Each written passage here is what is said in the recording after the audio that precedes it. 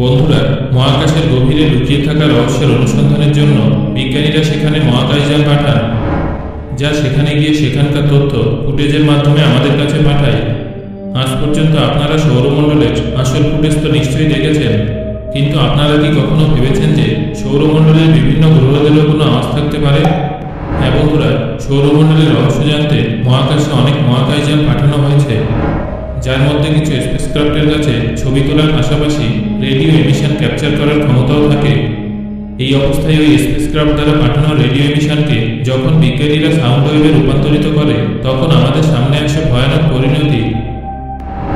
আমরা সবাই পৃথিবীতে থাকা সমস্ত জীবন্ত বস্তুর মধ্যে আওয়াজ পাই, কিন্তু এই গতিবিধি কেবলমাত্র পৃথিবীর মধ্যেই সীমাবদ্ধ নেই, বরং স্পেস অবজেক্টেরও নিজেদের আওয়াজ থাকে।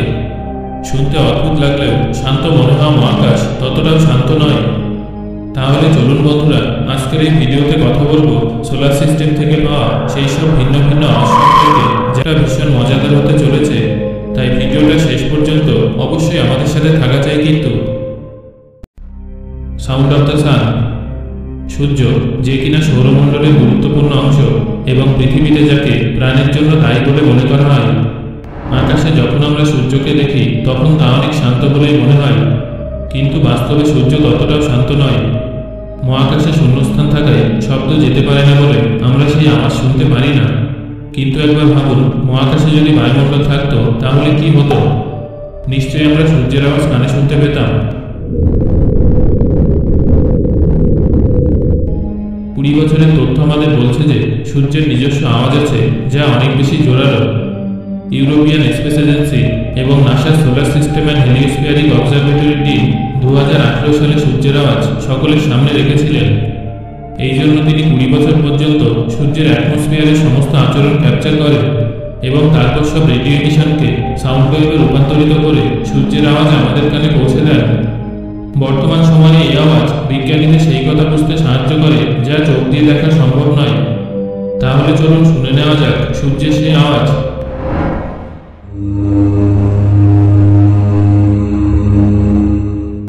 নাসার বিজ্ঞানীদের মতে সূর্যের ভিতর অনেক ধরনের ওয়েভ ওঠানামা করে এবং যাতায়াত করে।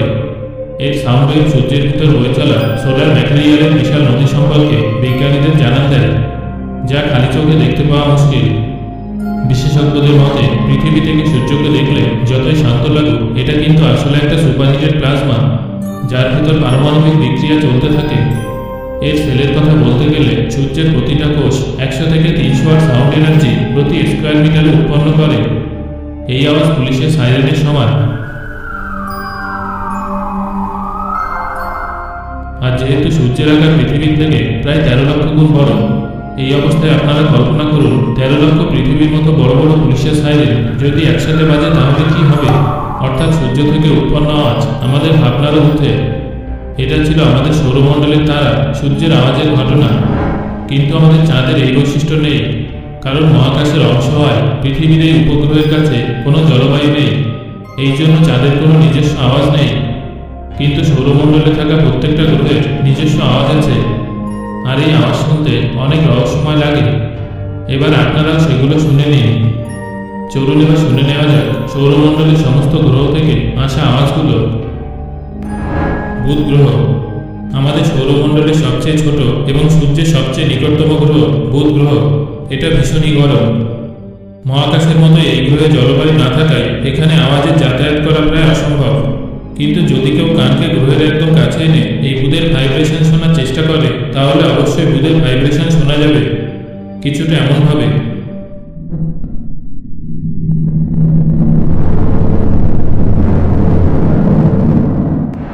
শুক্র গ্রহ, বন্ধুরা, পৃথিবীর সিস্টার প্ল্যানেট শুক্র গ্রহ সৌরমণ্ডলের দ্বিতীয় গ্রহ হওয়ার পাশাপাশি একটা এমন গ্রহ যার জলবায়ুতে কার্বন ডাই অক্সাইডের স্তর অনেক মোটা, যার ফলে শুক্র গ্রহে আওয়াজের পিচ অনেক ভারী হয়ে যায় এবং ভোকাল কর্ডার অনেক ধীর গতিতে ভাইব্রেট হয়। যদিও স্ক্রাপারের সাউন্ডের স্পিড পৃথিবীর তুলনায় অনেক জোরে হয়। এই অবস্থায় যখন আমরা শুক্র গ্রহ থেকে আগত সাউন্ড ওয়েভের কথা বলি, তখন আমরা এমন একটা আওয়াজ শুনতে পাই যেমনটা জলের ভিতর কথা বললে শোনা যায়। শুক্রতে প্রচুর বজ্রপাত হয়, এই জন্য শুক্র গ্রহের আওয়াজে বজ্রপাতের আওয়াজও শোনা যায়।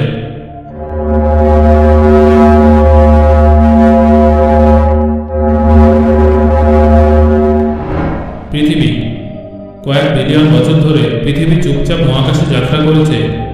নিঃশব্দ থেকে পৃথিবী সূর্যের চারদিকে ঘুরছে। আমরা পৃথিবীতে এর ঘোরার কোনো আওয়াজ পাই না, কিন্তু বিজ্ঞানের চোখে দেখলে বাকি গ্রহের মতো সূর্যের চারদিকে ঘোরার সময় পৃথিবীও আওয়াজ করে। যদি আমরা পৃথিবীর আওয়াজের দিকে নজর দিই, তাহলে এটা শুনতে হামের মতো লাগবে, যার মধ্যে অনেক ধরনের নট শোনা যায়। বিজ্ঞানীরা পৃথিবীর এই আওয়াজকে আর্থাম বলে থাকে, কিন্তু এই আওয়াজ কোথা থেকে উৎপন্ন হয় তা আজও এক রহস্য। পৃথিবী থেকে নির্গত এই আওয়াজ অনেক স্থির। যখন পৃথিবীতে কোনো ধরনের কম্পন হয় না, তখনও ধীর গতিতে এই আওয়াজ চলতে থাকে, যা সাধারণ মানুষের পক্ষে শোনা সম্ভব নয়। কিছু বিজ্ঞানীদের মতে পৃথিবীর এই আওয়াজ সমুদ্র অথবা চলমান জলবায়ুর জন্য হতে পারে। মঙ্গল গ্রহ। বন্ধুরা, মার্শিয়ান সিনেমায় যতই মঙ্গল গ্রহের জলবায়ু এবং তার মধ্যে হওয়া ঝড় সম্পর্কে অনেক কিছু দেখানো হোক না কেন, কিন্তু সৌরমণ্ডলের চতুর্থ স্থানে অবস্থানরত মঙ্গল গ্রহ আমাদের কল্পনার চাইতে যথেষ্ট শান্ত। আসলে মঙ্গলের জলবায়ু অনেক পাতলা, যার জন্য সেখানে শক্তিশালী ঝড় তৈরি হওয়া মুশকিল। আর এই পাতলা জলবায়ুর জেরে সাউন্ড ওয়েভ একটা নির্দিষ্ট সীমা পর্যন্ত যাত্রা করতে পারে। নাসার ইনসাইট ল্যান্ডারের মাধ্যমে রেকর্ড করা মঙ্গলের সাউন্ড ওয়েভ আমাদেরকে এর আওয়াজের সাথে পরিচয় করায়। সিসমোমিটার দ্বারা রেকর্ড করা এই ওয়েভ মঙ্গল গ্রহে বয়ে চলা হাওয়া এবং সিসমিক ভাইব্রেশনের সাহায্যে রেকর্ড করা হয়েছে।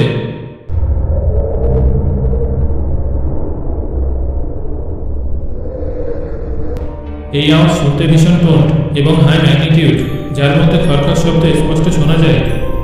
মঙ্গলের পৃষ্ঠতলের সাথে চাঁদের অনেক কিছু মিল পাওয়া যায়। সিসমোমিটারে রেকর্ড করা এই ওয়েভ মঙ্গল গ্রহের জলবায়ুর সাথে জড়িত অনেক রহস্য উন্মোচন করে। বৃহস্পতি। আমাদের সৌরমণ্ডলের সবচেয়ে বড় গ্রহ বৃহস্পতি। এটা সবথেকে বড় গ্যাস জায়ান্ট। বৃহস্পতিতে পাঠানো নাসার জুনো স্পেসক্রাফট যখন শক্তিশালী ম্যাগনেটিক ফিল্ড অতিক্রম করে এই গ্রহে প্রবেশ করে, তখন সেখানে রেকর্ড করা সেই রেডিও সিগন্যালকে সাউন্ড ওয়েভে রূপান্তরিত করার পর বজ্রপাতের এবং খড়খড় আওয়াজ শুনতে পাওয়া যায়।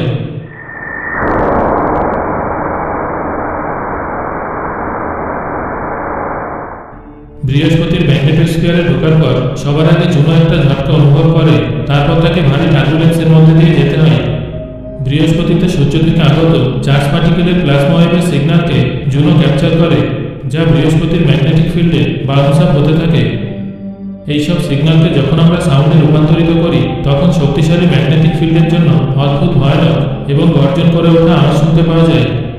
বৃহস্পতি সেই আওয়াজ শুনে নিন।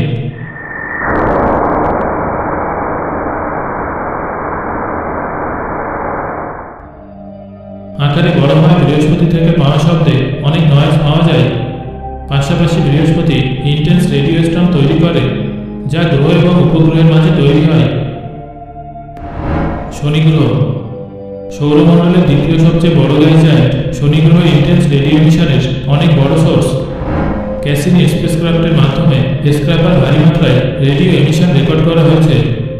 এই রেডিও ওয়েভ গ্রহের সামনে থাকা অরোরা থেকে তৈরি হয়। শনি গ্রহে উৎপন্ন হওয়া অরোরা পৃথিবীতে উৎপন্ন হওয়া অরোরার সাথে মিলে যায়। এই রেডিও এমিশনকে সাউন্ড ওয়েভে রূপান্তরিত করলে শনি গ্রহের যে আওয়াজ শোনা যায় তা শুনলে আপনারা চমকে যাবেন। চলুন শুনে নেওয়া যাক সেই সাউন্ড।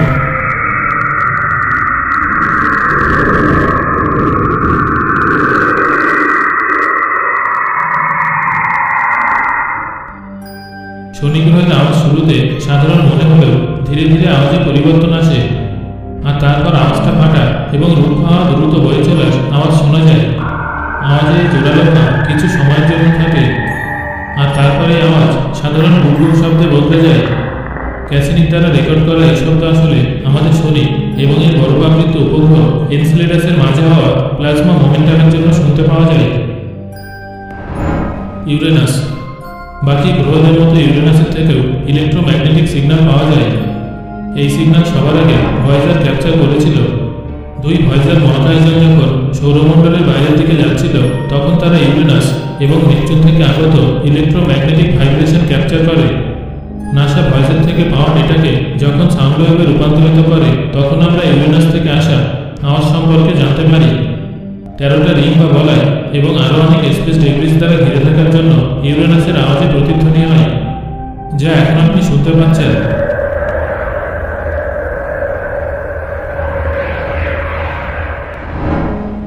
দিক থেকে নেপচুন অনেকাংশে ইউরেনাসের মতো। ভয়েজারের মাধ্যমে ক্যাপচার করা এই গ্রহের ইলেকট্রোম্যাগনেটিক ভাইব্রেশন থেকে আমরা সমুদ্রের ঢেউয়ের মতো আওয়াজ শুনতে পাই, যা এখন আপনারা শুনছেন।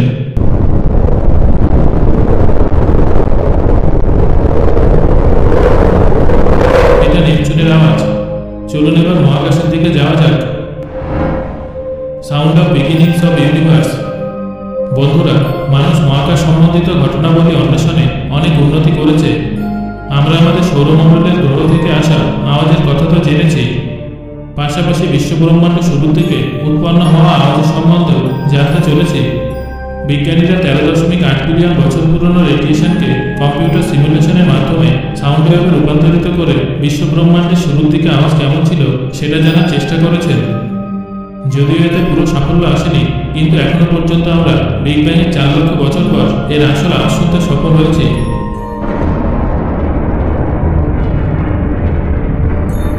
যখন আমরা মহাকাশের শুরুর দিকে মিলিয়ন বছরের আওয়াজকে 20 সেকেন্ডে তুলনা করি, তখন আমরা প্রথমে কম খড়খড়, তারপর ভারী আওয়াজ শুনতে পাই,